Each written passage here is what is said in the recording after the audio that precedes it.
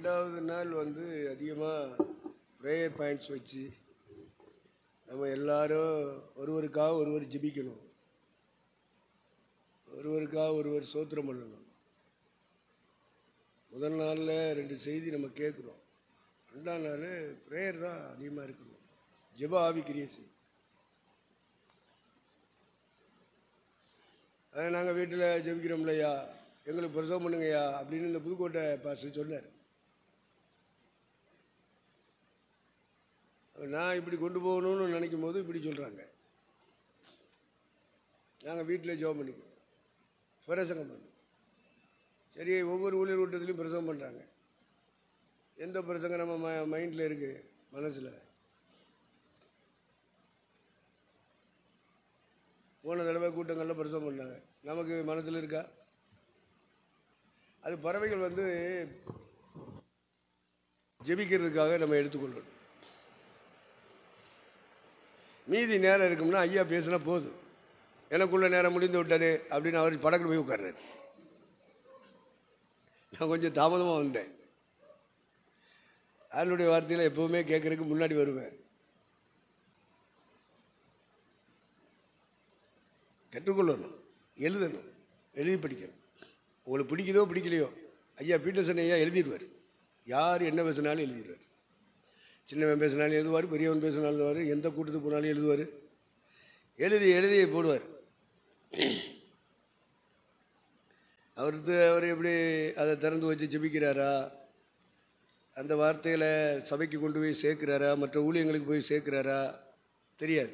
ஆனால் எழுதுவார். எழுதுனா போதாது, அதை திறந்து வச்சு ஜெபிக்கணும். ஆண்டவரே, இந்த வசனங்கள் எல்லாம் என் வாழ்க்கையாக மாறணும். அது 2வது ஸ்டெப்பு. ஆவிக்குரியவங்க கண்டிப்பாக செய்வாங்க. 3வது ஸ்டெப்பு, அந்த வார்த்தைகளை மற்றவங்கள்ட்ட கொண்டு போய் சேர்த்துறேன். அந்த 2 தீமோத்தேயு 2ஆம் அதிகாரமா 4ஆம் அதிகாரமான்னு தெரியல, 2 தீமோத்தேயு 2ஆம் அதிகாரம் 2ஆம் வசனம். சாட்சிகளுக்கு முன்பாக நீ என்னிடத்தில் கேட்டவைகளை மற்றவர்களுக்கு போதிக்கத்தக்க உண்மையுள்ள மனுஷர்களிடத்தில் ஒப்புவி. ஒவ்வொரு ஊழியர் மீட்டிங்கில் வந்தால், ஊழியர் மீட்டிங் இல்லை, எந்த மீட்டிங்கில் நம்ம பங்கெடுத்தாலும் எழுதி பழகணும். எழுத தெரியலையா, படிக்க தெரியாது, எழுத தெரியாது, அப்போ கேட்டு மனசில் வச்சுருக்கணும். மெமரியில் வைக்கக்கூடிய கெப்பாசிட்டி வளர்த்துருக்கணும். அதுவும் இல்லை. நாங்கள் அந்த கூட்டத்தில் கேட்குறோம் அப்படின்னா வாசலை விட்டு வெளியே போகிற பிறகு இன்றைக்கி என்ன பிரசவம் கேட்டால் சொல்ல தெரியல. அப்புறம் எதுக்கு இங்கே, எதுக்கு வரேன்னு? என்ன திருவிழா கொண்டாடுறதுக்கா? பிரயோஜனம் இல்லாத ஒரு வாழ்க்கை செய்யக்கூடாது. நம்ம எழுத தெரியணும். அடுத்து அதை கொண்டு போய் அதை நோட்டில் எழுதிட்டேன்னா அதை விரித்து வச்சு ஜெபிக்க தெரியணும். ஆண்டவரே, அது என் வாழ்க்கையாக மாறணும், என் வாழ்க்கையாக மாறணும். இன்னும் ஜெபம் பண்ணிகிட்டே இருக்கேன். ஒரு தடவை ஜெபம் பண்ணாலும் போதாது, அது வாழ்க்கையாக மாறுற வரைக்கும் ஜெபிச்சுட்டே இருக்கேன்.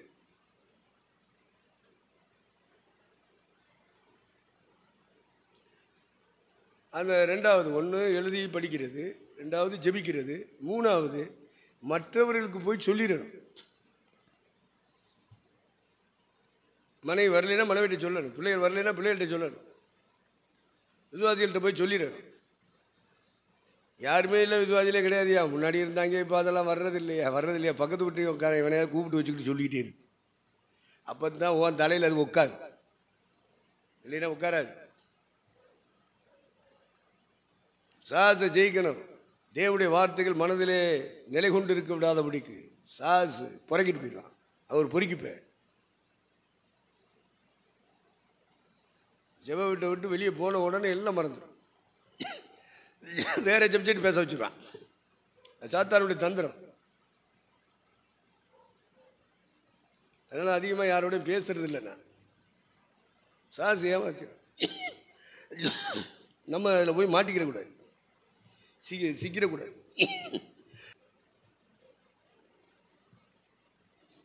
ஆகவே எழுதுங்கள். 2வது அதை வைத்து ஜெபியுங்கள். 3வது மற்றொரு இடத்துல கொண்டு போய் சேர்த்து விடுங்க. மற்றொரு இந்த வசனத்தை திரும்ப வாசிங்க.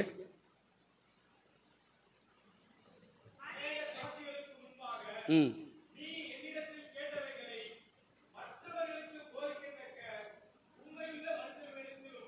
நீங்கள் போய் நான் போய் வேற யார்கிட்ட சொன்னாலும் அந்த நம்மள்கிட்ட கேட்குற ஆள் இன்னொருத்தனுக்கு போய் சொல்லக்கூடிய ஆளாக இருக்கணும். அவனு சொட்டத்தில் மாதிரி இருக்கக்கூடாது, வழுக்கையாக இருக்கக்கூடாது, மூளை இல்லாதவனாக இருக்கக்கூடாது.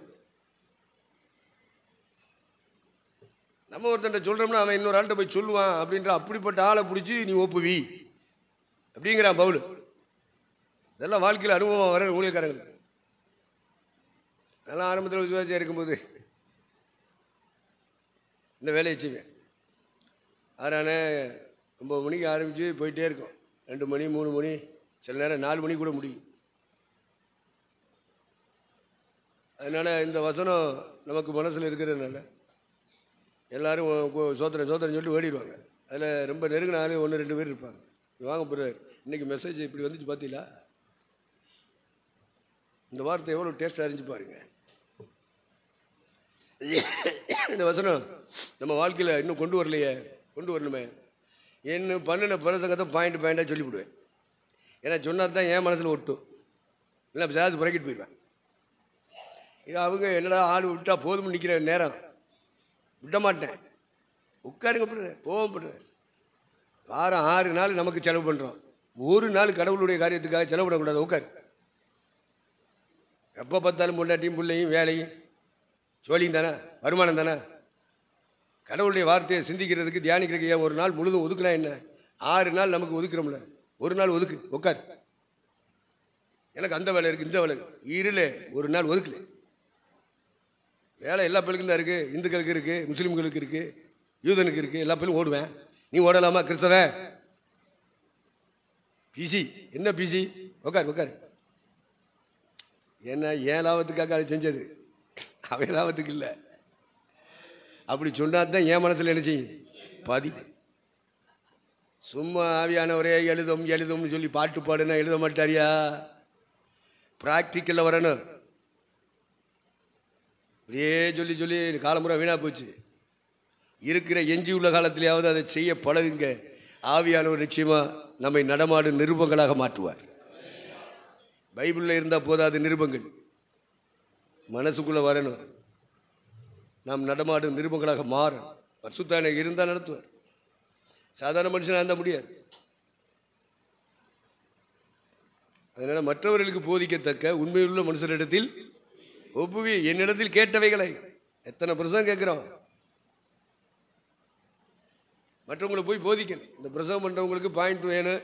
அவங்க எழுதிக்கிடுவாங்க, போய் பிரசவம் பண்ணிடுவாங்க. ஆனால் அவங்க மனசில் எழுதுவாங்களா அப்படின்றது கேள்விக்குறி, கொஸ்டின் மார்க். இப்போ ஊழியக்காரங்க இந்த பாதையில் போகணும். சும்மா விபிஎஸ் நடத்தினா போதாது, சண்டே கிளாஸ் நடத்தினா போதாது. ஆன்லைன் ஊழியம் மூதேவி ஓ மனசில் ஓ மைண்டில் பதிவு பண்ணாரா பரிசுத்தாயினாரே, இல்லைன்னா செத்தினா நடந்து போயிடுவேன். ஆன்லைன் ஊழியம் செஞ்சுட்டு இதெல்லாம் பிசாசனுடைய தந்திரம்.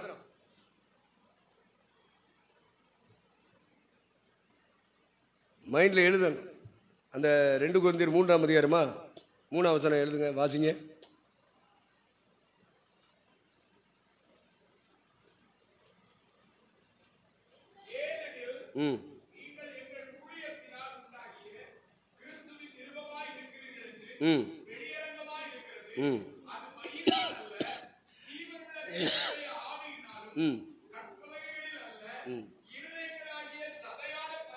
இருந்து புண்ணியம் இல்லையா?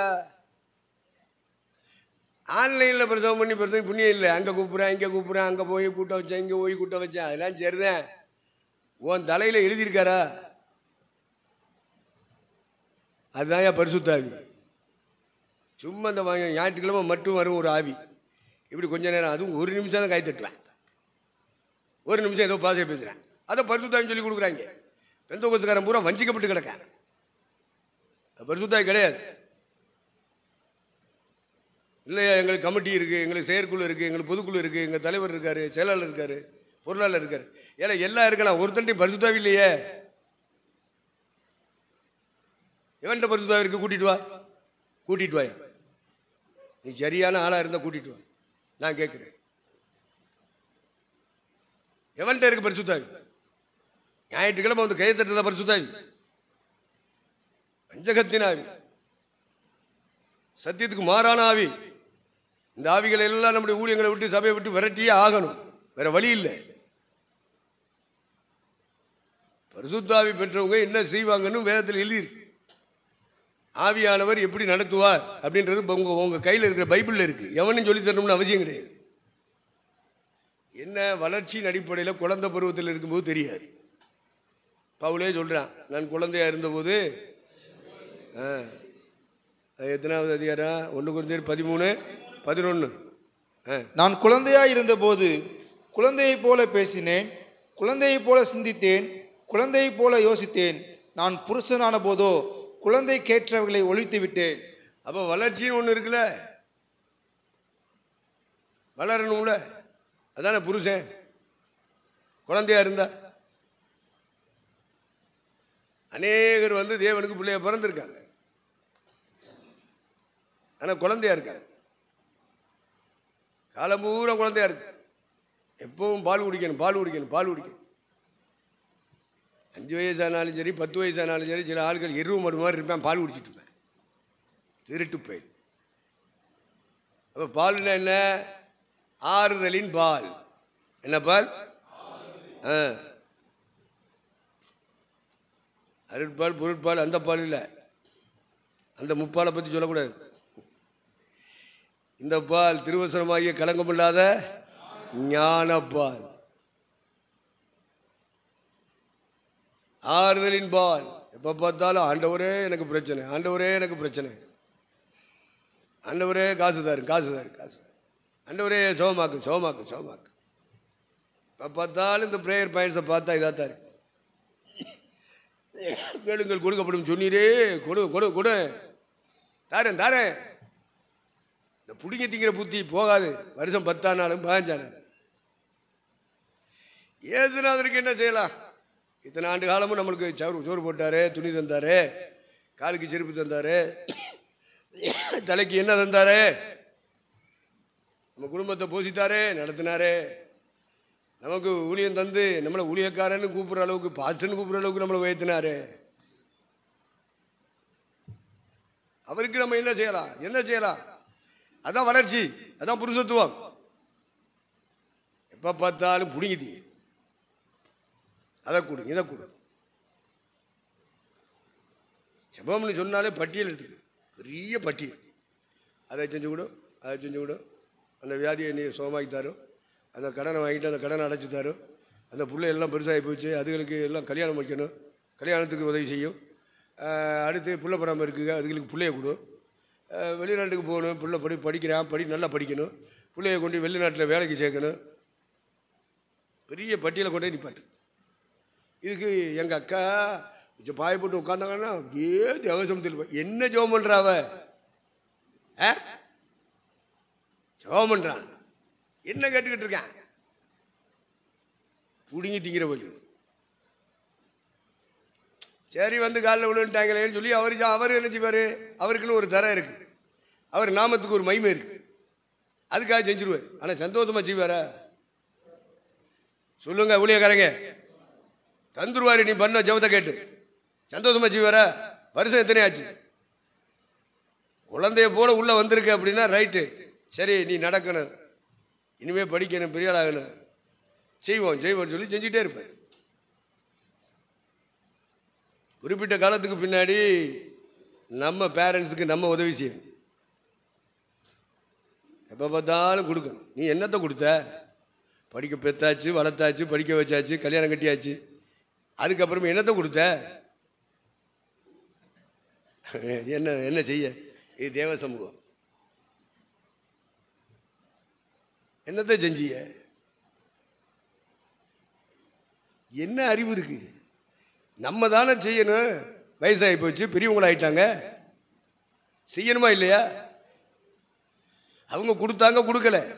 உன்னையே கடவுள் ஆசீர்வதிச்சிருக்காருல, உனக்கு திறமை கொடுத்தாரு, உனக்கு அறிவை கொடுத்தாரு, உனக்கு அனுபவம் கொடுத்தாரு, உன்னை இந்த அளவுக்கு கொண்டு வந்திருக்காரு. வயசாகி போச்சு பேரண்ட்ஸுக்கு, நீ இல்லை செய்யணும். உலகத்தில் உள்ள பேரண்ட்ஸுக்கே நீ செஞ்சாகணும். அவங்க செய்கிறாங்க, செய்யலை, நீ என்ன செஞ்ச? சொல்லு, வரிசையை எந்திரிச்சு சாட்சி சொல்லு. எங்கள் பேரண்ட்ஸு எங்களை பெற்றாங்க, வளர்த்தாங்க, படிக்க வச்சாங்க, எங்களுக்கு கல்யாணம் முடிச்சு கொடுத்தாங்க, செலவுகள்லாம் பண்ணினாங்க. இன்றைக்கி ஆண்டவர் எங்களை நல்ல நிலைமையில் வச்சுருக்காரு. சரி, நல்லது. கொடுத்தியா? இத்தனை வருஷம் வாங்கி வாங்கி திண்டியா? உங்களுக்கு ஏதாவது செஞ்சியா? செய்யணுமா இல்லையா? இன்னமும் பிடிச்சி திங்கிற வயசுலேயே இருந்தால் எப்படி? சின்ன பிள்ளைகளா ரைட், அது படிச்சு பெரிய ஆளாக வர்ற வரைக்கும் செய்ய வேண்டியதான். வாங்கி தின்னுக்கிட்டே இருக்குங்க. நீங்க கல்யாணம் கட்டியாச்சு, உனக்கு 2 பிள்ளைய பத்துட்ட. நீ பேரண்ட்ஸுக்கு செய்ய வேண்டியது செஞ்சாங்க. 1 தீமோத்தேயு 5ஆம் அதிகாரம் 4ஆம் வசனமா?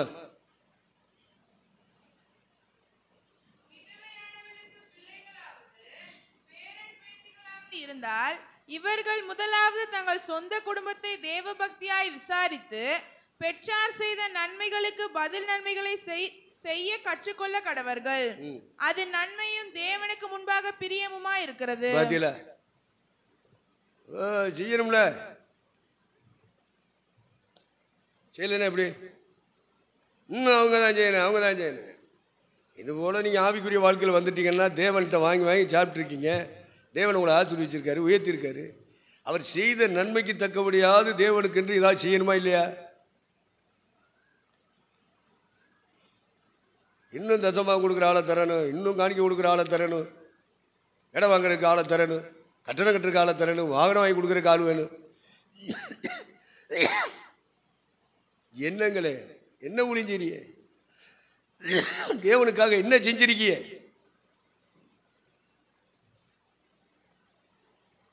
தொண்டாட்டி பிள்ளைக்கு செஞ்சதெல்லாம் தேவனுக்கு செஞ்சோம் சொல்லக்கூடாது. வாயை புத்திட்டு சும்மா இருக்கு. தேவனுக்காக செஞ்சீங்க அதை சொல்லு, பட்டியலிடு, சாட்சி சொல்லு. அப்போ குழந்தையாக இருந்தபோது குழந்தைக்குரியவர்களை சிந்தித்தேன், யோசித்தேன், பேசினேன். வளர்ந்து வந்த பொழுதோ, காலங்களை கடந்து வந்த பிறகோ நான் அவைகளை ஒழித்து விட்டேன். புருஷன்னா வளர்ச்சி அடைந்தவன்னு அர்த்தம். என்ன செஞ்சிருக்க? உன் மனசாட்சியை தொட்டு நீனே சொல்லு. உன் மனசாட்சிக்கு நீனே போய் சொல்லு. அப்புறம் கர்த்தருடைய வார்த்தை இப்படி இருக்கு அப்படிங்கிற கேள்விக்கு அப்புறம் பதில் சொல்லு. வசனம் கேட்குற கேள்விக்கு அப்புறம் பதில் சொல்லு. முதல்ல உன் மனசாட்சிக்கு சொல்லு.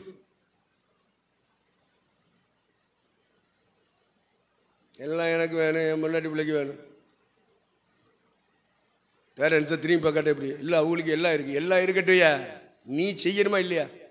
உன்னை பெற்றாங்களா, வளர்த்தாங்களா இல்லையா? உன்னை படிக்க வச்சாங்களா இல்லையா?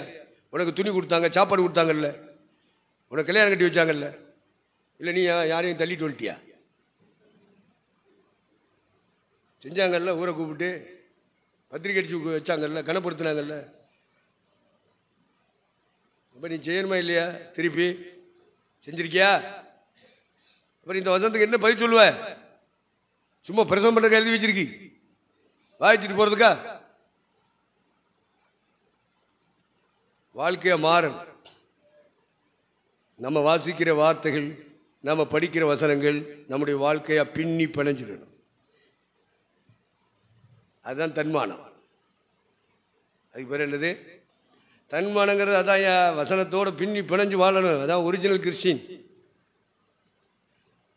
வசனத்தை எடுத்து பிரசவம் பண்ணுறதுக்காக மட்டும் பயன்படுத்துறது, பாட்டு ஆராதனைக்காக பயன்படுத்துறது, ஜெப குறிப்புகளில் பயன்படுத்துறது, சுவிசேஷம் அறிவிக்கிறதுக்காக பயன்படுத்துறது, தன்னுடைய சொந்த வாழ்க்கையில் அது கொண்டு வரும். பொழப்புக்காக, பணம் சம்பாதிக்கிறதுக்காக, பேர் புகழ் சம்பாதிக்கிறதுக்காக பைபிளில் பயன்படுத்தக்கூடாது.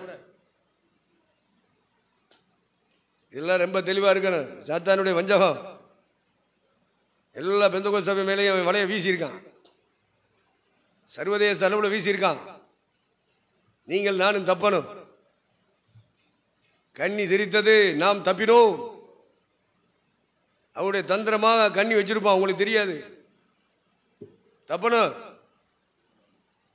அதனால் நடமாடும் நிருபங்களாக மாறணும்.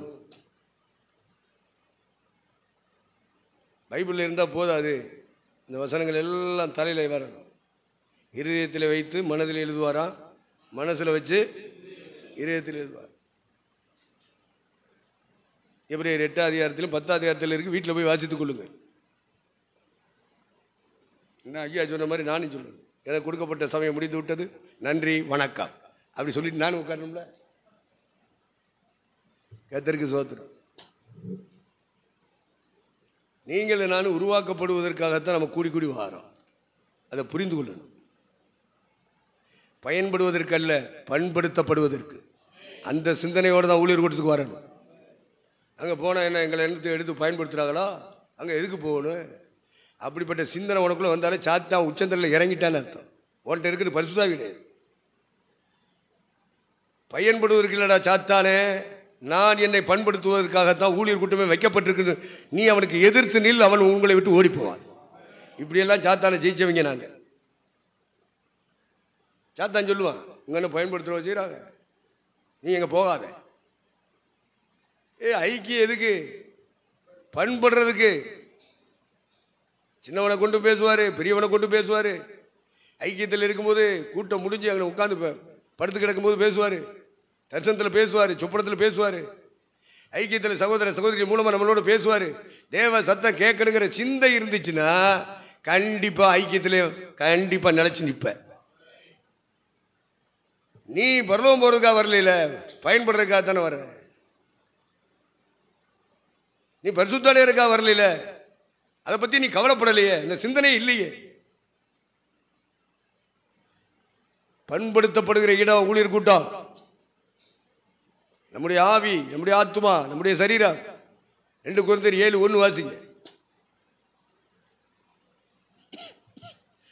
வாக்குத்தத்தங்கள் நமக்கு உண்டாயிருக்கிறபடியினால் பிரியமானவர்களே, மாம்சத்திலும் ஆவியிலும் உண்டான எல்லா அசுசியும் நீங்க நம்மை சுத்திகரித்து கொண்டு பரிசுத்தமாக்குதலை தேவ பயத்தோடு பூரணப்படுத்த கடுவோம். நீ எங்க உட்காந்து நீ பரிசுத்தப்படுத்துவ? உன் முன்னாடி முறையில் வச்சுட்டு பரிசுத்தப்படுத்த முடியுமா? சொல்லு. நீ எத்தனை தடவை நீ உன்னை பண்படுத்தியிருக்க, பரிசுத்தப்படுத்தியிருக்க? நீ எந்த கூட்டத்தில் போய் உன்னை பரிசுத்தப்படுத்தியிருக்க? உன்கிட்ட தனிச்சமாக இருக்கா? சும்மா கூட்டத்தில் ஆள் இருந்தால் அதில் போய் உட்காந்துக்கிட்டு ஆளோட ஆளை அழுதால ஓவாச்சின்ற மாதிரி கூட்டத்தில் போய் இருக்கு. இண்டிவிஜுவல் ப்ரேயர், தனி ஜெபத்தில் எத்தனை மணி நேரம் நீ உட்கார்ந்துருக்க கடவுளோட? அதுவும் கடவுளுடைய சமூகத்தில் போய் உட்காரும் போது கடவுளுடைய சமூகம் கிடைக்கிற வரைக்கும் இருந்தியா? தேவ பிரசனத்தை உன் ஆவி ஆத்மான சரீரத்தில் வர்ற வரைக்கும் அனுபவிக்கிற வரைக்கும் இருந்தியா? அடுத்து உன் ஆவியிலே அழுக்கு, உன் மாம்ச வாழ்க்கையிலே அழுக்கு கழுவுறதுக்காக என்னைக்காவது உட்காந்துருக்கியா? இப்படிப்பட்ட கூட்டத்தில் வரும்போது தான் நீ கண்டிக்கப்படுவாய், பண்படுத்தப்படுவாய். இதில் என்னை பயன்படுத்தலை, நான் வரமாட்டேன்னு சொன்னால் அப்போ உன்னை என்ன செய்ய? நீ எப்படி பரலோகம் வருவ? நீ ஊழியம் செய்கிறனால வந்துடுவியா? பிரசவம் பண்ணுறதுனால வந்துடுவியா? பாட்டு ஆற நடத்துறதுனால வந்துடுவியா? ஜெப கூட்டத்தை நடத்துறதுனால வந்துடுவியா? ஒரு நாள் வரமாட்டேன். என் கையில் இருக்க பைபிள் அப்படி சொல்லுது. எத்தனை வசனம் காட்ட? பண்படுத்துகிற இடத்துக்கு நீ வரலையே. உன்னை பரிசுத்தப்படுத்துகிற இடமல்லவா இது? சகோதரர்கள் ஒருமித்து வாசம் பண்ணுவது எத்தனை நன்மையும்.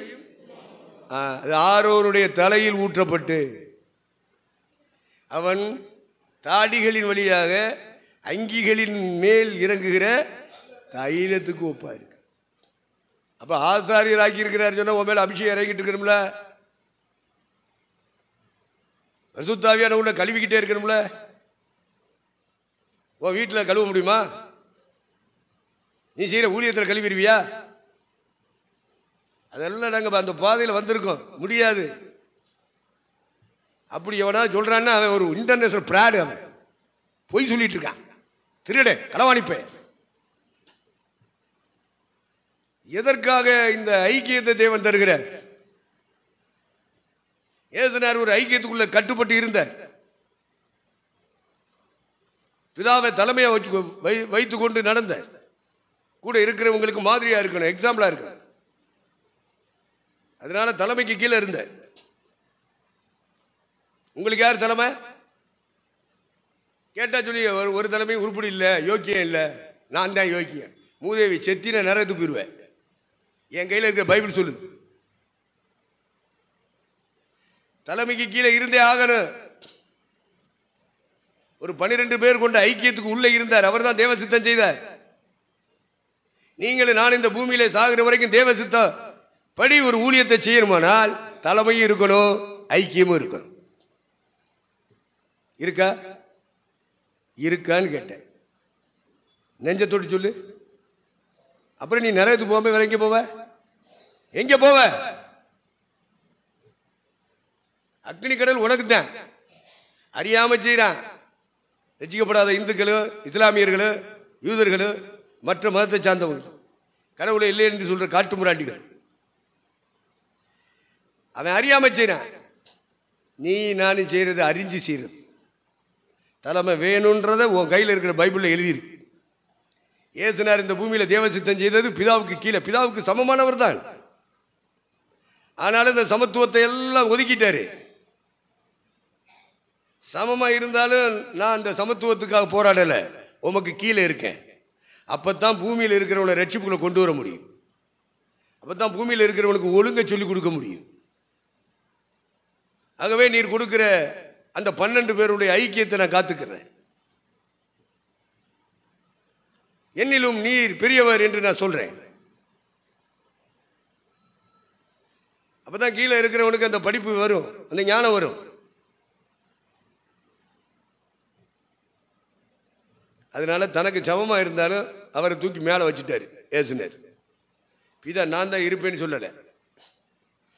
பிதாவுக்கு சமமாக இருப்பதை கொள்ளையாடின பொருளாக எண்ணாமல் தம்மை தாமே வெறுமையாக்கினார். பரலோகத்திலே இருக்கிற அந்த மகிமையை துறந்தார், சிம்மாசனத்தை துறந்தார், கோடி கோடி தூதர்களின் துதிகளை ஸ்தோத்திரங்களை துறந்தார்.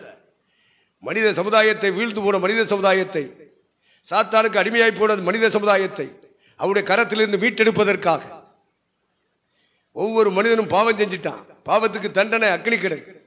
அந்த அக்னி கடலுக்குள்ள போய்கிட்டு இருக்கிற மனுஷனை ரட்சித்து பரலோகத்துக்குள்ள கொண்டு வந்து சேர்க்கணும். அதுக்காக இந்த கோலம் எடுத்தார். அது அலங்கோலம் தான். அவரை பார்க்கும்போது விரும்பத்தக்க ரூபம் இல்லாதிருந்தது. எந்த நிலக்கண்ணாடிக்கு முன்னாடி நின்று அவர் ஜோடிச்சாரு? அவன் மேல பரிசுத்தம் இருக்காரா?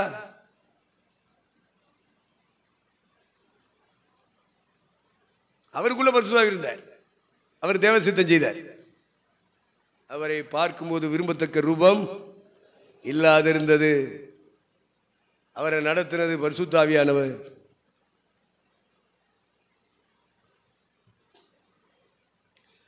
மற்றவங்களுடைய பாவங்களுக்காக, துரோகங்களுக்காக, அநியாயங்களுக்காக அவர் சிலுவையிலே தம்மை தாமே ஒப்பு கொடுத்தார். ஏதுனார் எதுக்காக ஒப்பு கொடுத்தாரு? அவர் பாதையில் இருந்து அவருக்கு ஊழியத்துக்கு வந்திருக்கோம், அவருக்கு தான் ஊழியம் செய்யறோம்னா பொய் சொல்லி தெரியக்கூடாது, பிராடு பண்ணக்கூடாது. இவ்வளவு காலம் பண்ணிட்டோம், இனி பண்ணாத, இனி பாவம் செய்யாத, மனம் திரும்பு. வளர்ச்சியின் அடிப்படையில் கொஞ்சம் காலம் ஆரம்பத்தில் அப்படி இருந்திருப்பார். ஏமாற்றங்களும் தடுமாற்றங்களும் பிசாசினுடைய வஞ்சகங்களும் மாறி மாறி கிரியை செஞ்சிருக்கும். காலம் பூரா போயிடுச்சு, இனி காலம் செல்லாது. நம்மை நாமே நிதானிக்க வேண்டிய காலம், நம்மை நாமே அர்ப்பணிக்க வேண்டிய காலம், நம்மை நாமே தேவ சித்தத்துக்காக மாத்திரம் ஒப்பு கொடுக்க வேண்டிய காலம். இனி காலம் செல்லாது. எல்லா காலமும் போயிருச்சு. இனி எஞ்சி உள்ள காலம் கொஞ்சம், அதுலயாவது தேவ சித்தம் செய்யறதுக்கு அர்ப்பணிச்சிடும்.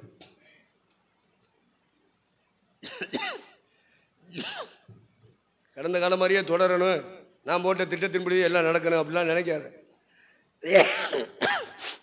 கஷ்டம். இன்னைக்கு கொஞ்சம் காலம்தான். உன் ஆசை, உன் இச்சையை நிறைவேற்றுக்கெல்லாம் முடிவு எடுத்துக்கிட்டு இருக்காது. அதையெல்லாம் குழி தோண்டி புதைச்சிரு. இனி அவர் என்ன நினைக்கிறாரோ, அவர் என்ன விரும்புகிறாரோ அதன்படி செய்கிற இடத்துக்கு வந்துடும். அதுவே தேவனுக்கு முன்பாக பிரியம், தேவனுக்கு முன்பாக நன்மையான சித்தம், பரிபூர்ணமான சித்தம், பிரியமான சித்தம். எக்ஸாம்பிள் ஆண்டவராகிய இயேசு கிறிஸ்து. அவருடைய அடிச்சுவடுகளை பின்பற்றி நடக்கும்படி மாதிரியை வைத்து போனார். என்ன பிரசவம் பண்றதுக்காக மட்டுமா பைபிள் எழுதியிருக்கு? வாழ்க்கையில் வர வேண்டாம்? சரி, ஆரம்ப காலத்தில் அப்படி இப்படிமா இருந்துட்ட, பொய்ய சொல்லிட்ட, பொட்ட சொல்லிட்ட, பாவத்தில் விழுந்துட்ட. ஆனாலும் தூக்குறாருல, மன்னிக்கிறாருல. மனம் திரும்பணுமா இல்லையா? தொடர்ந்து திருடணும், தொடர்ந்து களவாங்கணும், தொடர்ந்து தன்னுடைய எதிர்காலத்துக்குன்னு ஒரு பங்கை எடுத்து வைக்கணும். இது அனனியா சப்ராலுடைய ஆவி. மற்றவெல்லாம் உன் கூட உள்ளவெல்லாம் வித்து புட்டு கொண்டாந்து ஊழியத்தில் போட்டுட்டு ஊழியம் செஞ்சுட்டு இருக்கேன். நீ என்ன கொடுத்த? நீ என்ன கொடுத்த? மனசாட்சியை தொட்டு சொல்லு. திருடி இருக்க, களவான் இருக்க, வஞ்சிச்சிருக்க. மனம் திரும்பி ஆகணும். பரலோகம் போகணும்னா பரிசுத்த அடையணும். மாம்சத்திலும் ஆவியிலும் உண்டான அசுசி நீங்க உங்களை சுத்திகரித்து கொண்டு தெய்வ பயத்தோடு பரிசுத்தமாகுதலை பூரணப்படுத்த கடவோ. உன்னுடைய பரிசுத்தத்தை உன்னை கண்டிச்சு திருத்துற இடம் ஊழியர் ஐக்கியம். இந்த மற்றவெல்லாம் வச்சிருக்கான ஊழியர் ஐக்கியம், அந்த ஐக்கியத்தை சொல்லலை. ஏசுநாதருக்குன்னு ஒரு ஐக்கியம் இருக்கு. அது 12 பேர் கொண்ட ஐக்கியம். அதுக்குள்ளதான் ஏசுநாதர் இருக்கணும். அதுக்குள்ள இருந்துக்கிட்டு தான் தேவசித்தம் செய்யணும். சதிசேயர் ஒரு ஐக்கியம் வச்சிருப்பான், பரிசேயர் ஒரு ஐக்கியம் வச்சிருப்பான், வேதபாரகர் ஒரு ஐக்கியம் வச்சிருப்பான், அண்ணா காய்பா ஒரு ஐக்கியம் வச்சிருப்பான், ஆவிக்குரியவன் போல காட்சி அளிக்கிற யோவான் சாலை ஒரு ஐக்கியம் வச்சிருக்கேன். அங்கெல்லாம் நீங்க போகக்கூடாது. உனக்குன்னு ஒரு ஐக்கியத்தை கர்த்தர் பூமியில தந்திருப்பார். அதுல நீ உறுதியா இருக்கணும். எது ஐக்கியம்? அவெல்லாம் ஊழியக்காரனா? அவனுக்கு தலைமையும் கிடையாது, அவனுக்கு ஐக்கியமும் கிடையாது. அவங்களை கண்டிக்க கூடாது. அதனால தனியா ஊழியர் கூட்டம் சொல்லி சேர்ந்துக்குருவேன். இதெல்லாம் உங்களுக்கு கண்ணை திறக்கணும். குருட்டு பயில்களா இருக்கக்கூடாது, குருடியா இருக்கக்கூடாது. அவன் மேல அபிஷேகமே கிடையாது. ஏசுநாதர் மேல அபிஷேகம் இருக்கு. அதனால அந்த ஐக்கியங்களுக்கெல்லாம் போக மாட்டேன். சைசிய ஐக்கியத்துக்கு போக மாட்டேன், பரிசை ஐக்கியத்துக்கு போக மாட்டேன். வேதபாரருடைய ஐக்கியம், நியாயசாஸ்திரனுடைய ஐக்கியம், அண்ணா காய்பா போன்ற அமைப்பு ரீதியான ஐக்கியம், யோவான் சானகன் இவருக்கு ஞானசானம் கொடுத்தேன், அவன் ஒரு தனி ஐக்கியம். ஞானசானம் கொடுத்தனால அங்கே போய் இருக்க முடியுமா? இதெல்லாம் விளங்கி இருக்கணும். ஊழியக்காரங்களுக்கு தெரியணும், அறிவு இருக்கணும். எந்த ஐக்கியத்துக்கு போகிறது? அவெல்லாம் ஊழியக்காரனா? ஊழியக்காரியாவ? களவாணி. அவன் திருடனான அப்படினால், காணிக்கையை சுமக்கிறவனான அப்படினால் அவன் அப்படி சொன்னான். அவன் பண்ற பிரசங்கத்தையெல்லாம் நம்பக்கூடாது. அவன் திருட்டு போய் அவனும் இந்த ஐக்கியத்தில் இருப்பான், இந்த ஐக்கியத்தில் இருப்பான், அந்த ஐக்கியத்துக்கு போவேன். களவாணி பயிலு அப்படிதான் இருப்பாங்க. அவங்களுக்கு கஞ்சிக்கு ஏதாவது வேணும். ஏசுனாரு தேவசித்தம் செய்கிறவர். அதனால தேவன் பூமியில கொடுத்த ஒரே ஒரு ஐக்கியம், அதுல உண்மையா இருந்தார். தேவனுடைய வீட்டில் எங்கு உண்மையாக இருந்தார். குமாரனும் தம்மை ஏற்படுத்தினவருக்கு உண்மை உள்ளவராக இருந்தார். ஒரே ஐக்கியம் தான். ஐக்கியம் இருக்கும். மாவட்டம் மாவட்டமாக கூடுவாங்க, தாலுகா தாலுகாவாக கூடுவாங்க, மாநிலம் மாநிலமாக கூடுவான், தேசம் தேசமாக கூடுவான். நமக்குன்னு கர்த்தர் எந்த ஐக்கியத்தை கொடுத்தாரு அங்கே இருந்து பழகணும். நீ பரிசுத்தாய் பெற்றினா இருப்ப, அசுத்தாய் உனக்குள்ள இருந்தா இருக்க மாட்டேன். உன் கையில் இருக்கு பைபிள். நான் சொல்றது அத்தனைக்கும் ஆதாரம் பைபிள். இன்னைக்காவது கண்ணை திறக்கட்டும் பரிசுத்த ஆவியானவர்.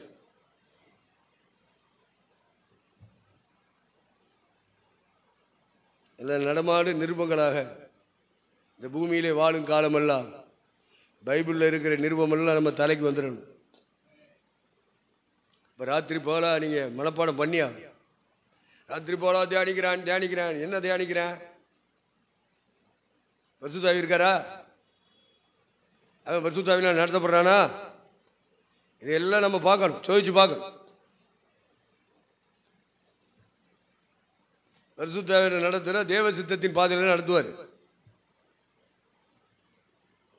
பொண்டாட்டிட்டு ஆலோசனை கேட்டு நடக்க மாட்டான், பிள்ளைகள்கிட்ட ஆலோசனை கேட்டு நடக்க மாட்டான்.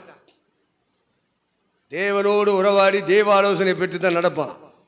தேவன் தான் நடத்துகிறார் என்பதற்கு கையில் இருக்கிற பைபிள் உறுதிப்படுத்தி காட்டுவார். இந்த சத்தியத்தின்படி தான் அவனும் அவன் குடும்பமும் ஊழியம் இருக்கு அப்படின்னா பரிசுத்த ஆவியானவர் இறங்கி உறுதிப்படுத்தி காட்டுவார். இது ரெண்டு இல்லை அப்படின்னா பரலோகம் போக முடியாது. பொழப்பு நடக்கும் சாகிற வரைக்கும். பிரசங்கம் பண்ணிட்டு கிடைக்கிற காணிக்காதை வச்சு நல்லா வாங்கி சாப்பிட்டுட்டு செத்து போவ, உன்னை கொட்டி புதைச்சிருவாங்க, நரகத்துக்கு போயிடுவேன். எது நல்லது? ஐயா அதான் நல்லதுன்னா போயிட்டே இரு, கண்டினியூ பண்ணு, அந்த பாதையவே நீ டெவலப்மெண்ட் பண்ணிக்க, மனம் திரும்பாத, போயிட்டே இரு. எவன் கேட்க போறான்? உன்னை கேள்வி கேட்க யார் இருக்கா? பரலோகம் போகணும்னா இதையெல்லாம் சிந்திங்க. பரிசுத்தாவியானவர் நம்மள்ட்ட இருக்காரான்னு பாருங்க. இந்த வேத வாக்கியங்கள் எல்லாம் நம்ம தலையில் எழுதப்பட்டிருக்கா, மனசில் எழுதப்பட்டிருக்கா, இருதயத்தில் எழுதப்பட்டிருக்கான்னு பாருங்க. அப்போ முதல்ல வேதாகம அறிவு வேணும். அதான் நேற்று வாசித்தோம் 24:44 லூக்கா.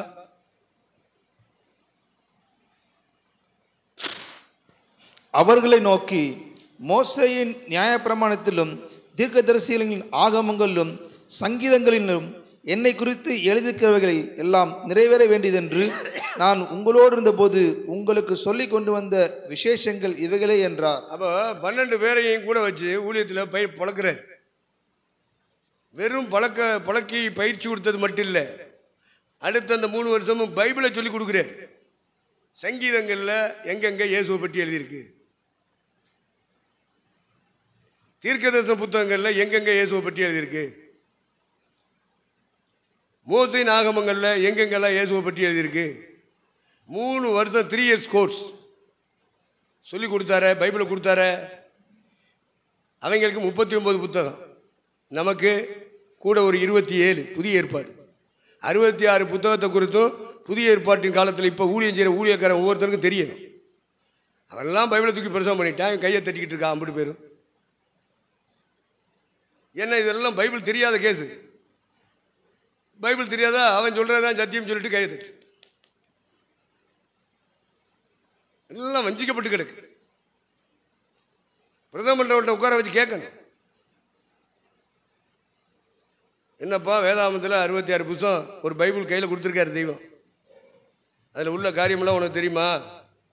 தெரிஞ்சுக்கிட்டு தான் பைபிளை தூக்கிட்டு வந்தியா பிரசவம் பண்ண, இல்லை தெரியாமலே வந்துட்டியா? 3 வருஷம் அவங்க கையில் இருந்தது பழைய ஏற்பாடு. பழைய ஏற்பாட்டில் இருந்தே போதிச்சார். நம்ம கையில் இருக்கிறது புதிய ஏற்பாடும் பழைய ஏற்பாடும். 66 புத்தகத்திலே என்ன இருக்குங்கிற ஒரு அறிவு உனக்கு இருக்கு. ஒன்றும் தெரியாமல் பைபிளை தூக்கிட்டு நாங்கள் ஜெபம் பண்ண தெரியும், எங்களுக்கு பாட்டு பாட தெரியும், எங்களுக்கு ஜெப குறிப்பு வச்சு சொன்னோம், நாங்கள் சண்டே கிளாஸ் நடத்துவோம், நாங்கள் விபிஎஸ் நடத்துவோம், நாங்கள் ஆரா நடத்துவோம். எதுக்கு பைபிளை கையில் வச்சிருக்க? கீழே வச்சிரு. உனக்கு என்ன தகுதி இருக்கு? நீ படிச்சியா? படிக்கிறதுக்கா நேரம் செலவழிச்சியா? அதுக்காக ஜெபம் பண்ணியா? 66 புத்தகத்திலும் என்ன இருக்குங்கிறது தெரியணும். 66 புத்தகத்தை பற்றி மனப்பாடமாக நீ சொல்லணும். என்னென்ன புத்தகம்? 66 புத்தகமும் கடன்னு நீ சொல்லணும். ஒவ்வொரு புத்தகத்திலையும் எத்தனை அதிகாரம் இருக்குன்னு சொல்ல தெரியும். ஒவ்வொரு அதிகாரத்திலும் எத்தனை வசனம் இருக்குன்னு சொல்ல தெரியும். வயசாகி போச்சு சொல்ல தெரியல அப்படின்னா அது வேற. உனக்கும் வயசாகி போனால் அப்படித்தான். உனக்கு வயசு என்ன?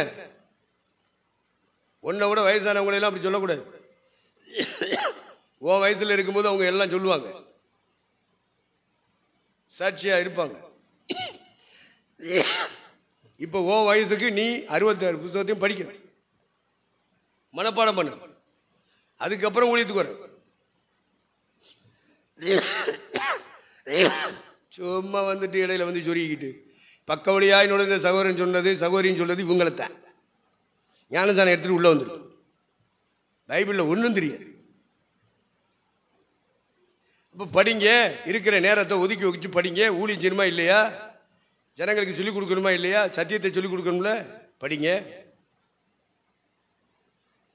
சண்டே கிளாஸ் நடத்தணும், அது நடத்தணும், இது நடத்தணும். ஏன் நீ நடத்தாட்டா?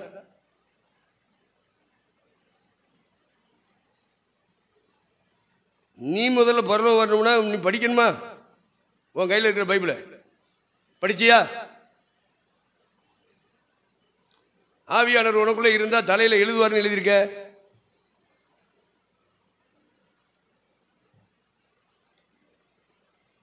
எழுதலையே. நடமாடு நிருபங்களாக இருக்க வேண்டாமா?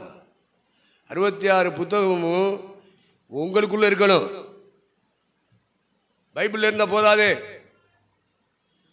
அதனால தான் ஆண்டவர் முதல்ல அவங்க தலையில் எழுதினார். 3 வருஷமாக கூட வச்சு ஊழியத்தில் மட்டும் பழக்கலை. அங்கே போய் சுவிசேஷிச்சுட்டு வா, அந்த கிராமத்துக்கு போ, இந்த கிராமத்துக்கு போ,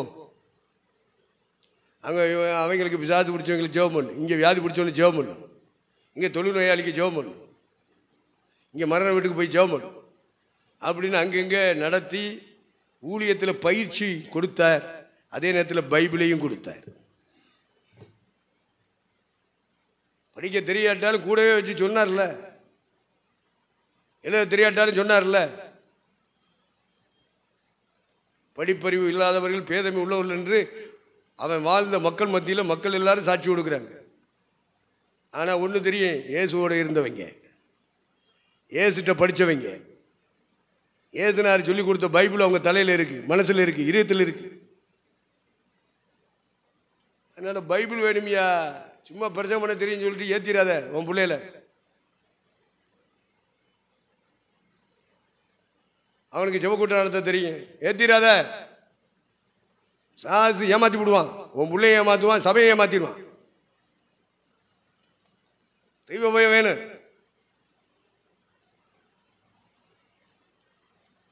பாட்டு ஜெபம் நடத்துறது, ஜெபக்கூட்டம் நடத்துறது, பிரசங்கம் பண்ணுறது, சூசி அறிவிக்கிறது, இது இருந்தால் போதுங்கிற முடிவுக்கு வராத. அப்படிப்பட்டவங்களை எல்லாம் சர்வதேச அளவில் பிசாசு வஞ்சித்து வச்சிருக்கான். நீ நான் இந்த வஞ்சக வலைக்கு தப்பணும், நம்ம குடும்பம் தப்பணும், நம்முடைய பிள்ளைகள் தப்பணும். முதல்ல வேத அறிவை கொடு. 66 புத்தகத்தில் என்ன இருக்கு? சரி, இது வேத அறிவு. இப்போ இருதயத்திலையும் மனசுலையும் ஆவியானவர் இருந்தார்னா எழுதி வச்சிருவார், நடமாடு நிருபங்கள். அடுத்து என்ன செய்யணும் தெரியுமா? 66 புத்தகத்தையே திருப்பி திருப்பி ஊறு போட்டுக்கிட்டு இருக்கக்கூடாது. இந்த வசனத்துக்குள்ள ரகசியம் இருக்கு, இந்த வசனத்துக்குள்ள ஞான அர்த்தம் இருக்கு, இந்த வசனத்துக்கு உள்ள மறைபொருள் இருக்கு, இந்த வசனத்துக்கு உள்ள மகத்துவங்கள் இருக்கு. உன் கண்ணுக்கு தெரியுதா?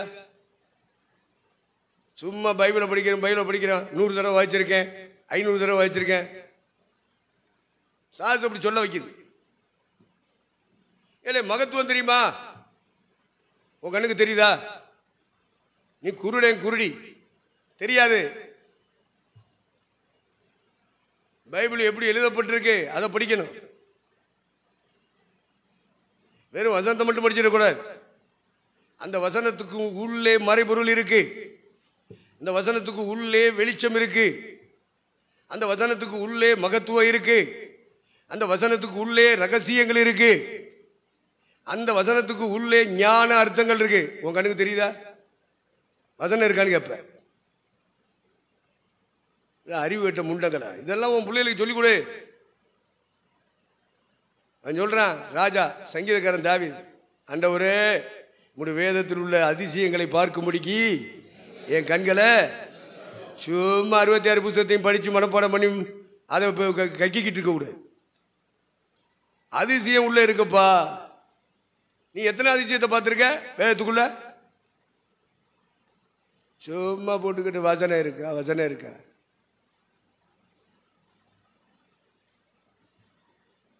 அதிசயத்தை பார்க்கறதுக்கு கண்ணை திறக்கட்டும் உன்னை ஆண்டவர். மேலே வாசிச்சா போதாது. பைபிள் காலேஜிலலாம் வெளியில் உள்ளதை தான் சொல்லி தருவேன். வசனத்தின் ஆழங்களுக்குள்ள இருக்கிற மறைபொருள்களை அவங்களுக்கு சொல்ல தெரியாது,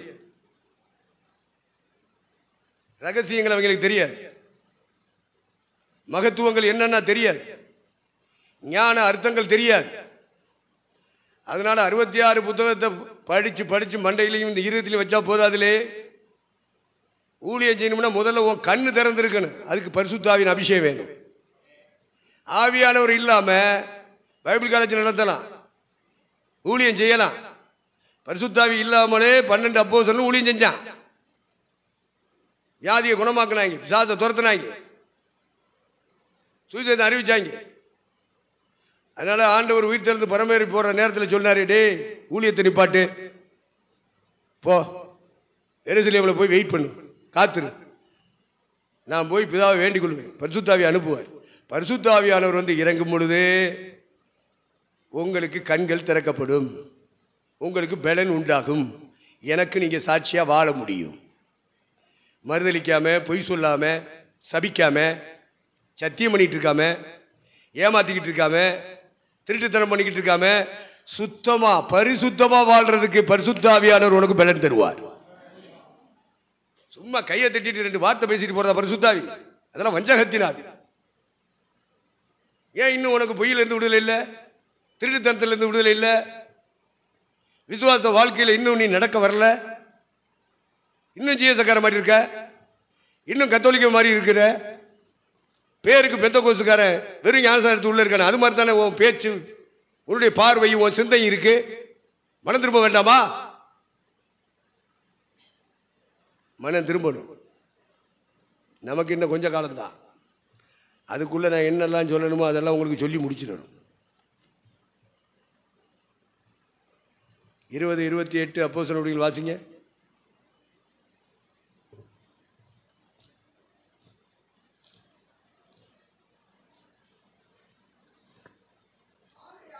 ஆகையால் உங்களை குறித்தும் தேவன் தம்முடைய சுய ரத்தத்தினால் சம்பாதித்துக் கொண்ட தமது சபையை மேய்ப்பதற்கு பரிசுத்தாவி உங்களை கண்காணிகளாக வைத்த மந்தை முழுவதையும் குறித்து எச்சரிக்கையாயிருங்கள். 28 வச்சுங்க. 27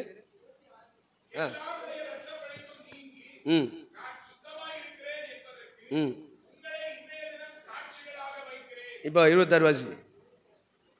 என்னுடைய ஆலோசனையில் ஒன்றையும் நான் மறைத்து வைக்காமல் எல்லாவற்றையும் உங்களுக்கு அறிவித்தபடினாலே எல்லாருடைய இரத்த பலிக்கும் நீங்கி நான் சுத்தமா இருக்கிறேன் என்பதற்கு உங்களை இன்றைய தினம் சாட்சிகளாக வைக்கிறேன். அதான் ஊழியக்கார மீட்டிங் நடத்தினா ஊழியக்காரங்களுக்கு முன்னாடி பிரசங்கம் பண்றவன் தேவனுடைய ஆலோசனையில் ஒன்றும் மறைச்சு வைக்கலப்பா, இன்னும் கொஞ்சம் காலம்தான்,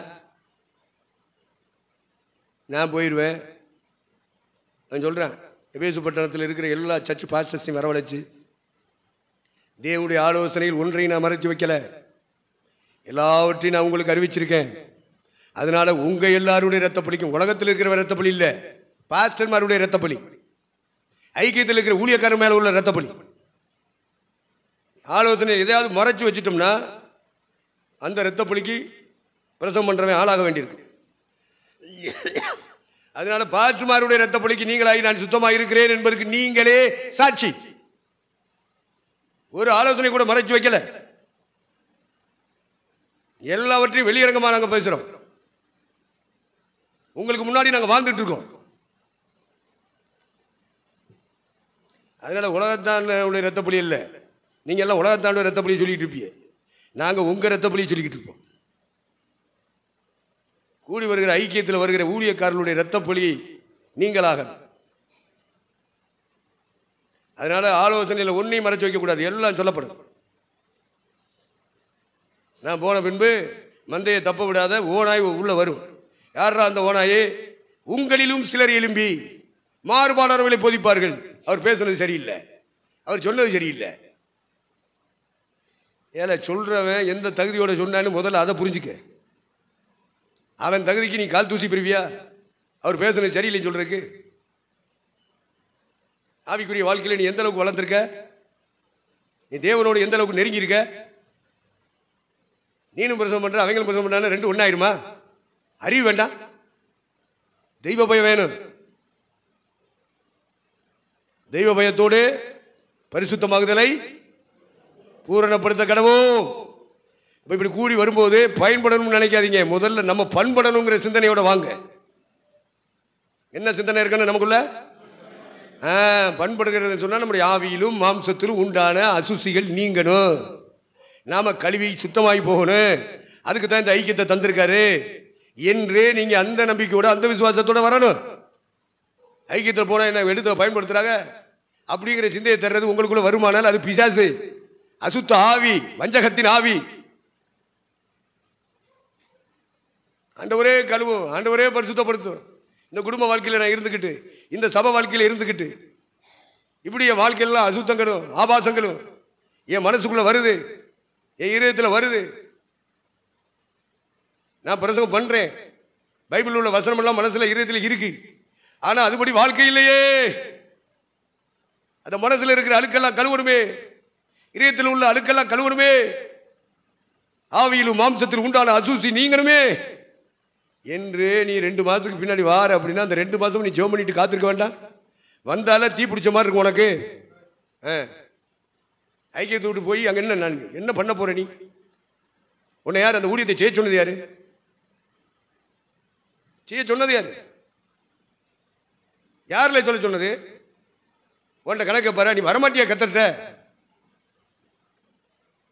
நீ தேவசித்தப்படி ஊழியம் செய்யலையே, ஒரு தலைமைக்கு கீழே அடங்கி இருக்கலையே, ஒரு ஐக்கியத்துக்கு கட்டுப்பட்டு இருக்கலையே.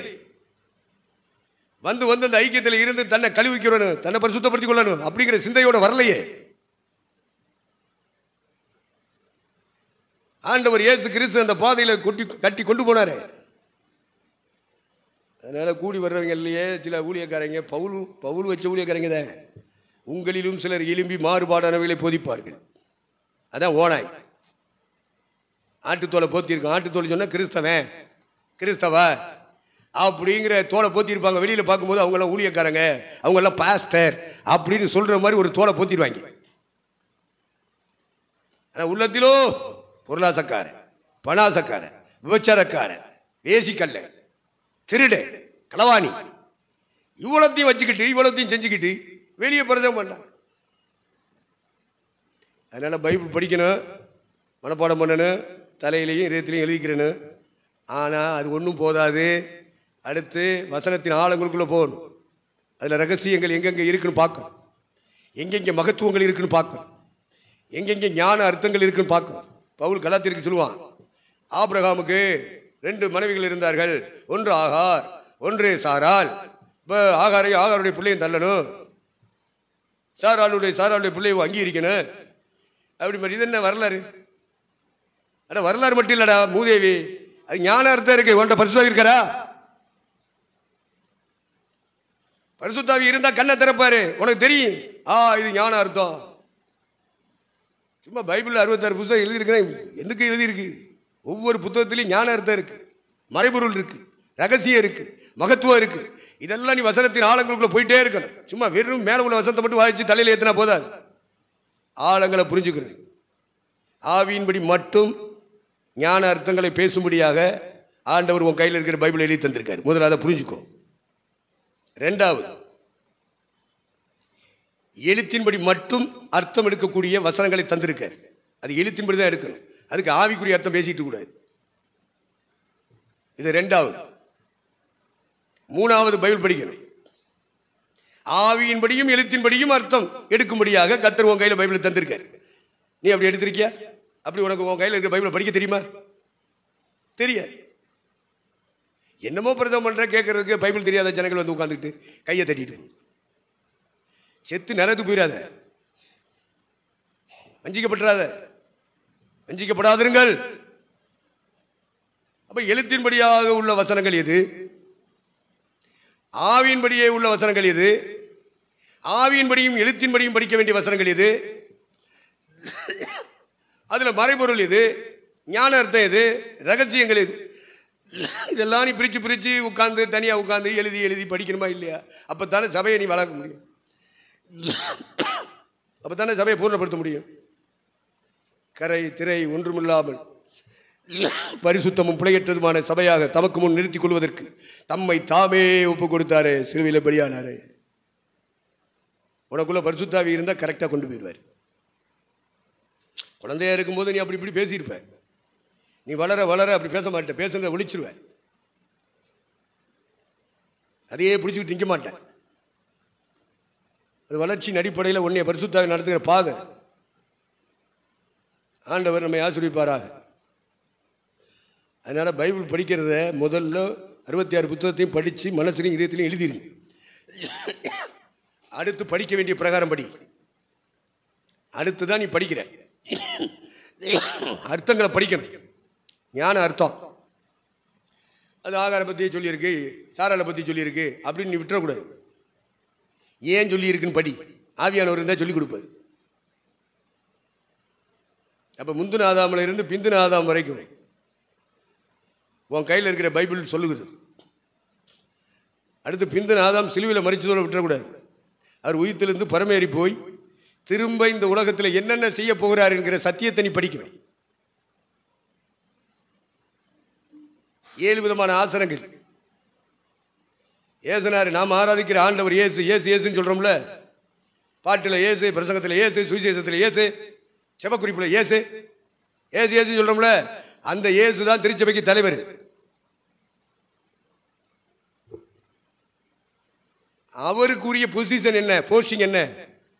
முந்தின நித்தியத்தில் எப்படி இருந்தார், இப்ப எப்படி இருக்க, ஃபாஸ்ட், பிரசன்ட், இனி ஃபியூச்சர், இனி என்னென்னலாம் செய்ய போகிற எல்லாம் படிக்கணும். யார் படிக்க விரும்புகிறா? பிரஜங்கம் பண்ணணும், காணிக்க வாங்கணும், தசமம் வாங்கணும், திங்கணும். அவன் விருப்பப்படி போகணும். அதுதான் ஊழியம் நினைச்சிட்டு இருக்கான். சாசாக்கு ஏமாத்துது. திருச்சபையின் தலைவர் இயேசுவானால், இயேசுவை தெரியுமா, இயேசுவை தெரியுமா அவனு கேட்டார். அவர் பார்த்து அது எதுக்காக கேட்டாரோ அதை விடுங்க. நமக்கு இயேசுனார் தான் தலைவர்னா நம்ம தலைவரை பற்றி சரியான அறிவு இருக்கணும். முந்தின நித்தியத்தில் நம்முடைய ஆண்டவர் இயேசு எந்த ஸ்தானத்தில் இருந்தார், என்ன செய்து கொண்டிருந்தார் தெரியுமா உங்களுக்கு?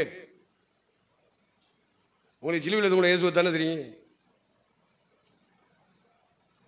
முந்தின நித்தியத்தில் நம்முடைய தலைவர், நம்முடைய சபைக்கு தலைவராக இருக்காரு. நிறைவாகிய சபைக்கு தலையாக தந்தள்ளினார் என்று வாசிக்கிறோமே. அந்த தலை முந்தின நித்தியத்தில் எப்படி இருந்தார், என்ன செய்து கொண்டு இருந்தார், அவருடைய பொசிஷன் என்ன, போஸ்டிங் என்ன படிக்கணும். அடுத்து இதை படிக்கணும். பிரசன்ட். அவர் அதுக்கப்புறம் பூமிக்கு வந்து என்ன செய்தார், சிலுவையில் என்னென்ன காரியங்களில் அவர் வெற்றி வாங்கி நம்ம தந்திருக்கார், சபைக்கு தந்திருக்கார், படிக்கணும்.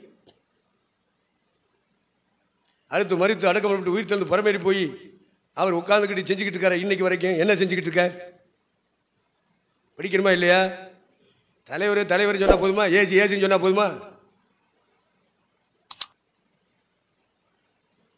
7 ஸ்திரீகள் ஒரு புருஷனை பிடிச்சிக்கிட்டு சொன்னாலுங்களாம், எங்களுக்கு நீ துணி வாங்கி தர வேண்டாம், எங்களுக்கு சாப்பாடு வாங்கி தர வேண்டாம், எல்லாம் நாங்களே பார்த்துக்குருவோம், எங்களுக்கு அந்த தில் இருக்கு, ஆனால் நீ எங்களுக்கு புரிச்சேன்னு மட்டும் எனக்கு சொல்லியிருப்போம். இது மாதிரி ஏசு ஏசு ஏசு ஏசுதான் எங்களுக்கு, ஏசுதான் எங்களுக்கு, எல்லாமே ஏசுதான். பொய் சொல்லாத. எல்லா இடங்கள்லையும் ஏசு இருக்காரா? பொய் சொல்ல வைக்கிறது பிசாசு. அவன் பொய்யனும் பொய்க்கு பிதாவுமா இருக்கிறான். பொய் யாரெல்லாம் சொல்றானோ, எவரெல்லாம் சொல்றானோ அத்தனை பேருக்கு தகப்ப பிசாசு. மனம் திரும்ப முடியுமா? திரும்பினா பரலோகம் வருவேன், இல்லைன்னா பரலோகம் கிடையாது. ஏது நேரம் புருஷனை வச்சுக்கிட்டாலுங்களா 7 பொம்பளை. நாங்கள் எங்கள் இஷ்டப்படி வாழ்ந்துக்கிடுவோம், எங்கள் இஷ்டப்படி சாப்பிட்டுக்கிடுவோம், எங்கள் இஷ்டப்படி உடுத்திக்கிடுவோம். எங்களுக்கு நீ அதெல்லாம் ஒரு கட்டுப்பாடு வைக்கக்கூடாது. வெளியில் கேட்டாங்கன்னா நாங்கள் இன்னாருடைய மனைவியும் நாங்கள் சொல்லிக்கிறோம், அதுக்கு மட்டும் பெர்மிஷன் கொடுக்கும். இப்படித்தானே இயேசு வச்சிருக்கு ஒவ்வொரு சபையும். ஒரு ஊழியக்காரனு சாத்தானுக்கு பிறந்தது, தேவனுக்கு பிறந்திருந்தா, ஒரிஜினலாக பரிசுத்தாவிற்கு இருந்தா எப்படி உண்மையான புருஷனாக இயேசுவோடு இசைந்து வாழ்ந்து கொண்டே இருப்பார்கள். இனி காலம் செல்லாது. இதுவரைக்கும் போனது போகட்டும். இன்றாவது நம்முடைய மனதில் ஒரு தீர்மானம் எடுத்துடணும். சாமி, இவ்வளவு காலங்களும் வீணாக்கிட்டேன், இனி எஞ்சியுள்ள காலம் உமக்காக, உமக்காக, உம்முடைய நாம மகிமைக்காக, உம்முடைய வார்த்தைக்காக, உம்முடைய சித்தத்துக்காக என்னுடைய வாழ்க்கையை அர்ப்பணிக்கிறேன். இன்னைக்கு நீ வாய் திறந்து மனம் திறந்து அறிக்கையிட்டு போ. ஆவியாளுடைய கிரியை நீ காண்பாய். எல்லாரும் எந்திரிப்போம். வலிக்கத்தையா செய்ய 3 மணி நேரம் உட்கார வச்சா இடுப்பு வலிக்காதா? வலிக்கத்தான் செய்ய.